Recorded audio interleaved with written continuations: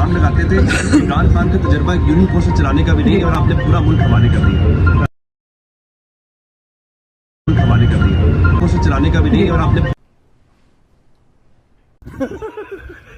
कल पंजाब में खातून वज़ीर आला मुंतखब हुई, उनका भी यूनियन कौंसिल चलाने का भी तजर्बा नहीं है, तो क्या 9 करोड़ या 10 करोड़ के सूबे को उनके हवाले करना ठीक है और इमरान खान के हवाले करना गलत था? जी देखिए, पहले तो बात यह है कि